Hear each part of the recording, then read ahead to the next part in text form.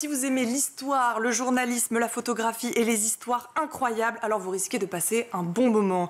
Aujourd'hui, je vais vous raconter la vie extraordinaire de l'américaine Lee Miller, pionnière dans le photojournalisme qui n'a jamais hésité à combattre le sexisme avec pour seul objectif montrer la vérité au monde. Mais avant cela, je vous propose que l'on regarde un extrait de la bande-annonce. Vous devez être Lee Miller. Les tout court suffira. Nous n'envoyons pas les femmes sur le front. C'est un problème, parce que je suis ici.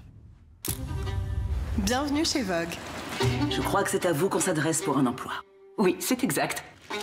J'ai vu votre travail, vous savez. Vous êtes très impressionnante. Vous n'aimez pas ceux qui vous contestent. Surtout quand vous savez que vous avez tort. Vous avez des secrets que vous ne confierez jamais. Je n'ai jamais tort, moi. C'est arrivé petit à petit. Et à la fois très vite. L'Europe était en guerre. Aucune habilitation ne sera délivrée aux femmes. Tout ce que je veux, c'est faire ma part. Pourquoi c'est aux hommes de décider ce qu'on doit faire? Je pars pour le fond. On se met en route? Je ne m'attendais pas à entendre ça. Ce biopic de Lee Miller, réalisé par Hélène Curas, incarné par la célèbre Kate Winslet, est sorti en salle ce mercredi. La réalisatrice a décidé de mettre en scène une partie de la vie de Lee Miller, à savoir sa carrière de photographe durant la Seconde Guerre mondiale. Mais alors, vous allez nous parler forcément de cette fameuse Lee Miller qui semble être une force de la nature. Et oui, car Lee Miller ressemble très fortement à Kate Winslet que l'on a pu voir dans la bande-annonce. Blonde, cheveux soyeux, petit nez, lèvres pulpeuses, des yeux qui transpercent la caméra et un air désinvolte d'après la réalisatrice.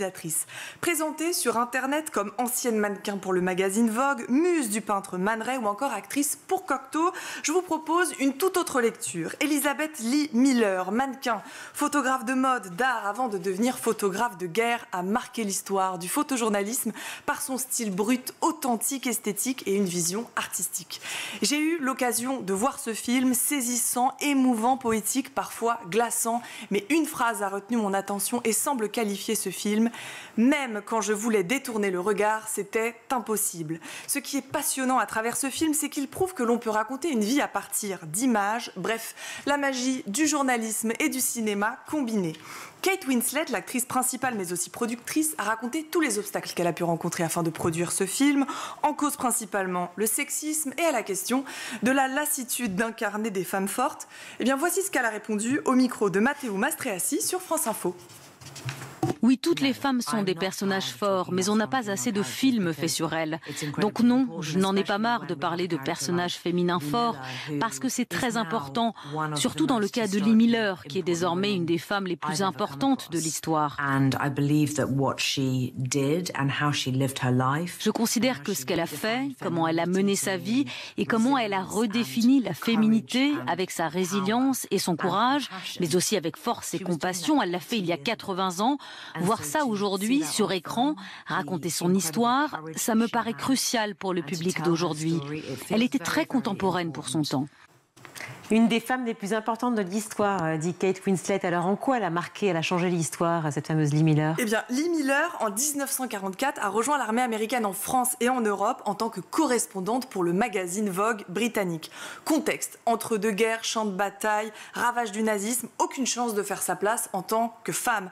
Pourtant, Lee Miller décida de balayer les clichés du genre avec pour seul objectif faire la lumière sur les camps de concentration nazis, la chute du mur de Berlin, le débarquement de Normandie ou encore la libération de Paris.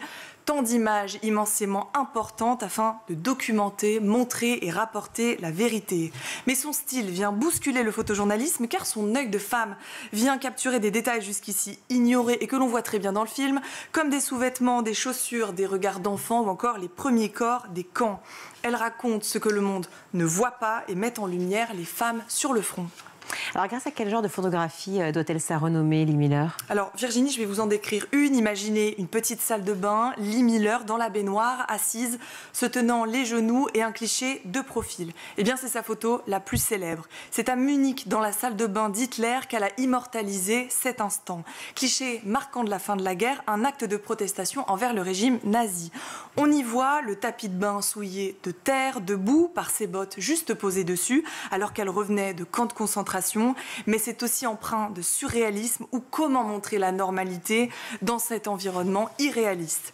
D'autres œuvres également sont à son effigie, des images des camps de Dachau, de Leipzig, où elle offre un nouveau cadre, zoom sur des détails et offre des photographies brutes et des scènes édifiantes. Elisabeth Lee Miller a prouvé que les femmes pouvaient aussi raconter des histoires et être au plus proche du réel.